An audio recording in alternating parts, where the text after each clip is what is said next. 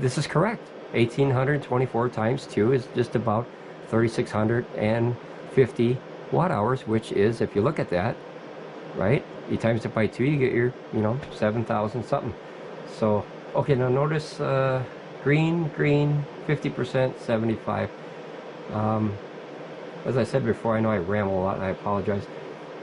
These lights are terrible. PECRON, let's do me a favor, let's get rid of these and let's put some digital ones on there.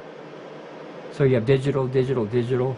Or if the system works and you don't need it, which I think is a bad idea, get rid of the meters altogether, because if you use a system like this, you don't even know. So, but then you'd just be covering up or hiding a potential issue. So I don't think you want to do that. Any ideas from you, dear? Any ideas? I mean, it worked good, right? It worked fine. Yeah, it worked good. We were able to draw, heavy loads and constant loads all night long. We had no shutoffs, right? We had no... We had no circuit pops or resets. No, nothing at all. Every port was good, other than the first version has 65 watt output for USB-C. That doesn't bother me. And you know what? It's very quiet too. It's like, obviously we're running a lot right now, so the fans are kicked on. Yeah, and a lot of this is heater too. Yeah, and when it's on low voltage, it's very quiet. You wouldn't notice it if you needed it somewhere. Oh yeah, you mean for the draw? Yeah, when it's like 100 watts. Yeah, we burn 130 watts plus the fridge and the freezer whenever that cycles on, whenever the compressor needs to. You literally cannot hear this thing at all. Period. You could put your ear right to it, and all you hear is a little hum of the fans. At least my model. That's good for like vans and RVs. Yeah, when you're sleeping. Yeah. You're sleeping. You want to do like a heating blanket, or you want to do your laptop and watch a movie and fall asleep to it, which that's my favorite. This sucker makes no noise whatsoever when we use it the way we use it. Now, if you're gonna pull 1800 watts, of course you're gonna have fans kick on and you're gonna generate that heat. Like, just for a second, I'll shut this one and this one off. So now the only fan you hear is the system. That's how loud the system is. So I would say, if I were to guess, 60 to 65 decibels. I have a Honda generator. The EU2000, awesome generator. It seems to me at 25 feet, this is how much noise it would make, just to give you a comparison. So I'll turn these back on now because I want to keep doing the test. Oh, see, we got an overload here. That's perfect that it did that, because what happened now is you hold this down, and now the reason it did that is obvious, is when you turn on something that shoots above that 2000, you get that protection. So that's very good that I did that on video so you can actually see it. So notice that these two kicked back on, but what didn't kick back on, see, heaters, I don't know if you're probably familiar with. If you're not, I'll explain. The heaters, like a compressor, it ramps up like your car, your idle in your car. It uses a lot of power, and then it drops down. You'll see this slowly fall. I have 400 and 200 on.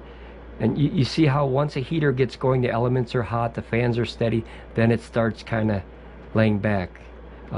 See, 595, and then you'll see this drop down probably another watt in a second or so. Let's see here.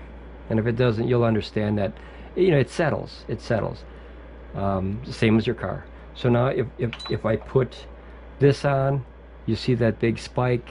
Now we're 1300. The heater element kicked on. Now we're 1830. Which is a lot for this unit, but it handles it like a champ, other than the fans turn on and it gets a little noisy. So now we're back to what we were before with my ongoing test theory, whatever you want to call it. Hey, honey. Yeah? Are you done playing with your PECRON yet? Almost, dear. Sorry. Okay. We always thought that was a funny joke. Hobotech had this thing where he was going to whip out his PECRON and do a test on it. This is funny. So it's been a running joke now at the house for a while. I wanted to show you two other things while we're still doing this test, and you can see it in real time. I know, like I said, I ramble. I want this to be a real-time test with no cuts, no edits, so you can see what's going on without any shenanery or whatever they call it.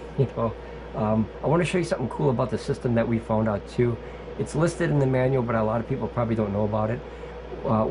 When this is on, you have two other buttons other than the hidden menu. So if I hit this DC button, notice that the voltage appears. Now that's awesome, because the actual true voltage, if you will, depending on how accurate that shunt is and everything.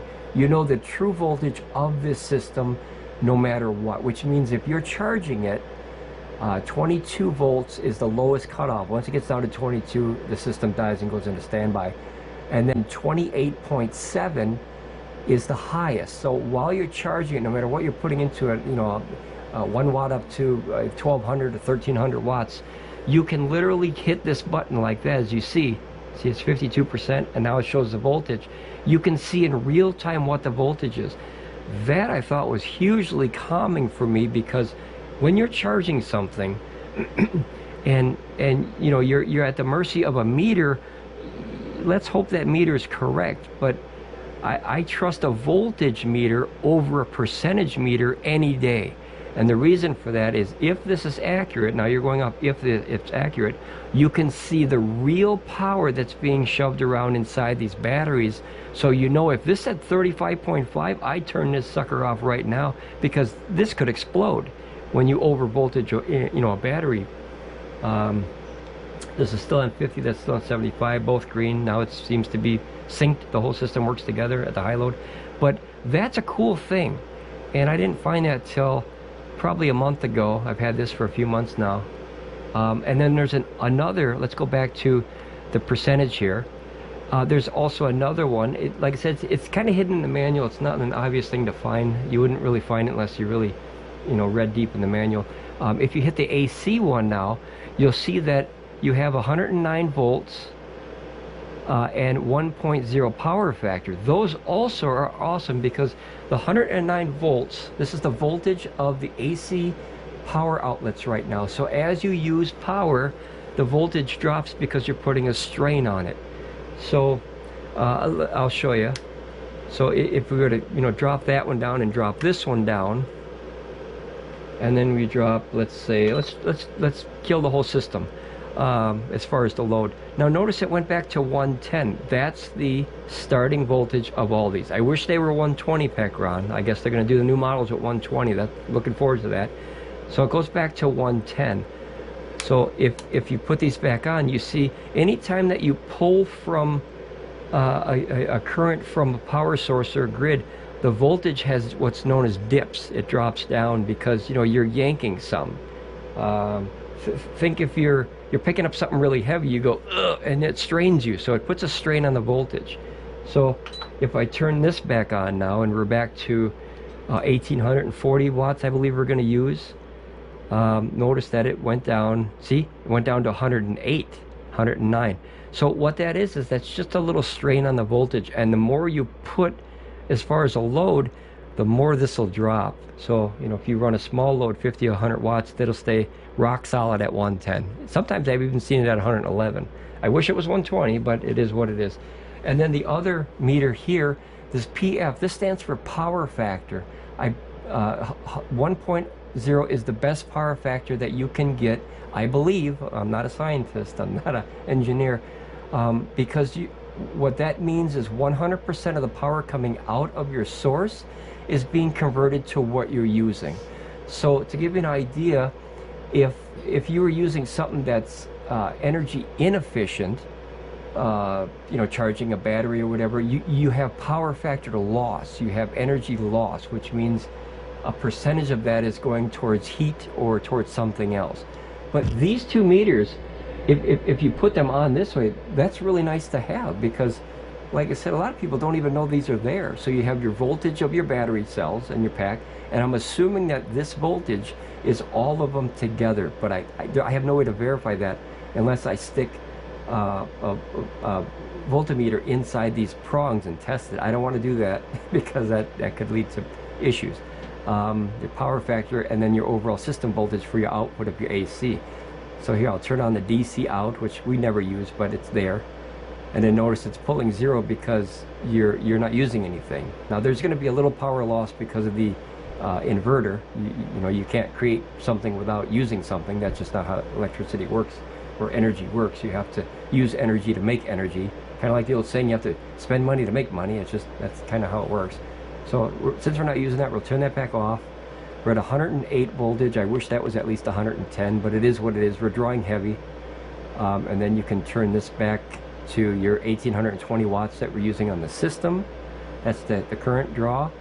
And then you times that by 2. As you see, that's 3,600 watts, 3.6 kilowatts. So the meter's pretty accurate when you go back to your 51%. So you know, you take 1,800 times that by 2, that's 3,600. You times that by 2 because it's only at half, that's 7,200 and some. So the meter seems to be accurate. It's just these darn lights and buttons on the batteries. So PECRON, if you can maybe put a comment there and ease everybody's concerns. Like I said, the system is working.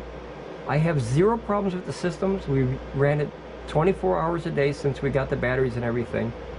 And no matter what these lights say, we're able to pull 7,000 plus watt hours out of this, and then you know, it'll shut down. We've never ran it that low, but I mean we burned probably, you know, just over 7,000. So we got real close. I just didn't want to kill it all the way down, but yeah. So sorry to ramble on like that. I just wanted to give you guys as much information as I could possibly think of to help the situation. If you guys have any comments or anything, please leave a comment. If you know something we don't know, we can work as a team. We can all figure this out together. That language barrier from PECRON is obviously the catalyst here. Yeah, dear, do you have anything more to add, or that's about it? Yeah, I think we're done rambling for today, babe. All right, thanks, babe. All right, guys, let me know, man. My account is not verified on YouTube. I can't leave a comment on anyone's video. I can't send messages. I don't know if I'm gonna verify the account or not. This was supposed to be a one-time video to help people, and then it turned into a series, so I apologize for that. But like I said, this is $4,500 of stuff sitting here.